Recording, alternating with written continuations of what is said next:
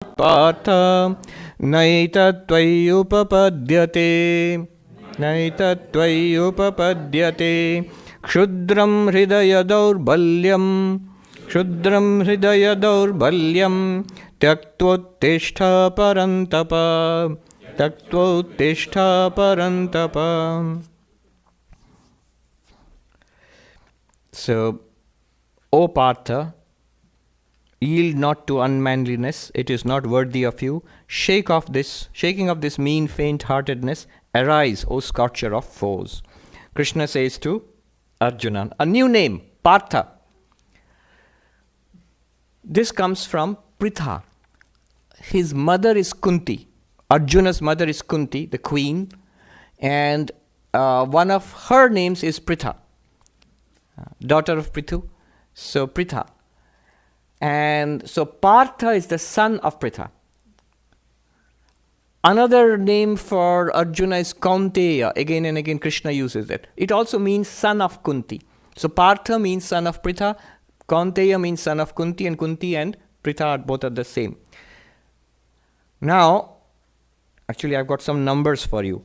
In the whole of the Bhagavad Gita, actually Krishna uses the name Partha for Arjuna 38 times. So somebody has bothered to count. 38 times. And he uses the name Kaunteya, son of Kunti. It means the same thing. 24 times. This is not without significance, because the names which are used, they point to something. He is pointing out to Arjuna who he is, and what he is doing right now does not at all match what he is supposed to be doing. He is a warrior, one of the most famous warriors, and the son of a warrior queen, Kunti. So by mentioning his mother, he points out Pritha or Kunti, points out who is. See, if you read the original Mahabharata, the original verses, beautiful. I was just reading. Before the war started, Krishna asks Kunti, because they're going into the war, maybe she will never see her children again. He says to Kunti, and what, O queen, do I say to your sons who are about to plunge into this terrible storm of war? Kunti says, to my sons, O Krishna, say this: the time for which a Kshatriya, a warrior prince is born, that time is upon us.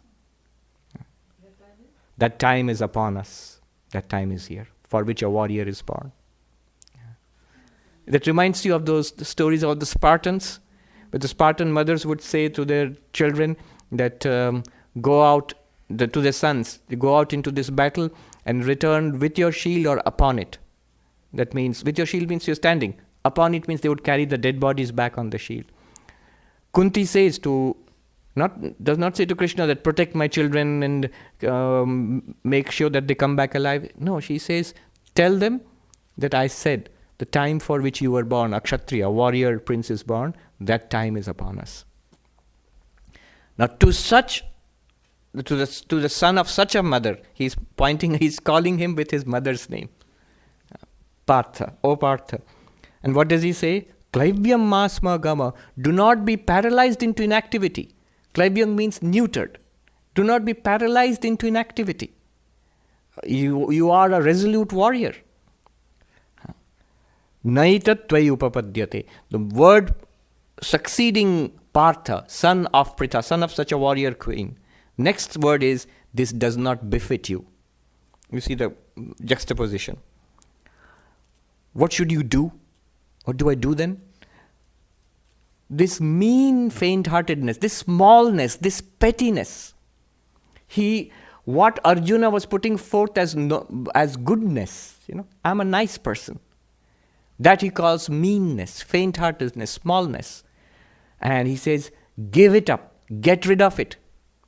Hridaya daurbalyam, faintness, faint-heartedness. Literally it means faint-heartedness, weak of heart.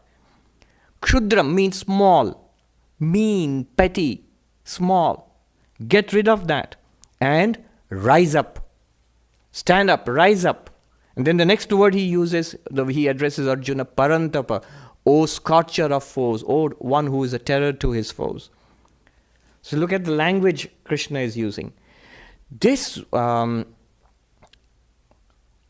verse is regarded by Swami Vivekananda. This is one of the preliminary verses before the teaching. But Swami Vivekananda regards it as one of the central teachings of Bhagavad Gita. That before any kind of spirituality, any yoga, any religion, anything, you know what is required first? A willingness on my part to change. My life can be better. I am willing to take action. Show me how. Unless the person is willing to learn and change, wisdom of the world is there. Great masters are there. Wonderful teachings which have transformed lives for centuries across civilizations. They are all there. Our heritage is there. But unless I am willing to change, it won't work. I've already told you how Krishna actually tried to convince Duryodhana to change. Somebody asked, why didn't he teach the bad guys? Then he would have prevented the war. Why tell all this to a person who's good anyway, Arjuna? The problem is, a guy is a bad guy because of that, not because inherently anybody is bad. It's because not willing to change. Absolutely convinced I'm right. Who are you to teach me? So Krishna actually tried to teach the Duryodhana. This is not right. This is not dharma. And Duryodhana's famous response. Just a minute, Krishna. Don't tell me what is right and wrong. Because I know what is right and I know what is wrong. I mean, look at the honesty of the man. He doesn't justify it. He says, I know what I'm doing is wrong. And I know what you want me to do is right. Then you say, yes, so in that case? But my problem is not that. It's not that I don't know. I know. But I can't stop myself from doing what is wrong. It's either so tempting, out of anger or lust or greed. I can't stop it. And what is right, I don't feel like doing it. It's the eternal human problem. Socrates said, what is to know the good is to be good. Immediately we say, no, that's not true. Actually, Socrates is right. If the human mind and personality were in its noblest condition, what is right, the moment you know it, you would do it. But our minds are not fit. We have ruined this instrument which God has given us by dumping trash in it, by conditioning, by prejudice, by desires, by lust and greed and conditioning. So that we know what is right. Look at it. I admit I know. I can't do it. I admit this is bad. I can't stop. So there must be something wrong. Why is my intellect at war with the rest of my personality? Part of me knows this is right, the other part won't listen. So the problem is in here. It's not in the teaching. It's not in morality or religion or ethics.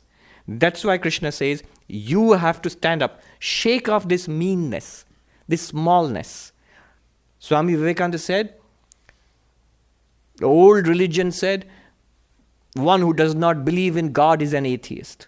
The new religion says one who does not believe in himself is an atheist.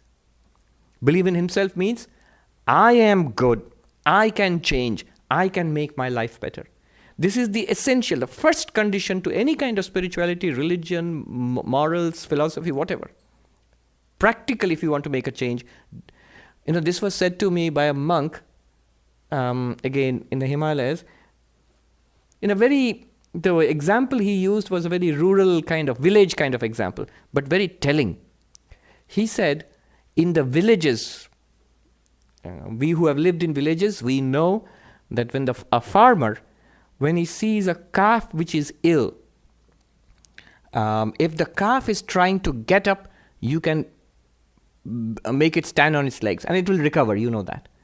But if the calf which is not trying to get up, no matter how much you try to lift it up, it will come crashing down again. If the poor thing is struggling, you know you can help it. It cannot stand up on its own. The farmers know this. They know it's a very bad sign when the calf has given up. Even when you try to put it on its legs, it won't stand, it won't work. You can't get it on its legs. So that's exactly what is happening here. Krishna wants Arjuna to take up, to decide to change. Then Krishna can help. And this is what we must do. this faith in ourselves. I can change my life for the better. Partha, son of, next class onwards. So up to the next few verses we'll read together. Basically,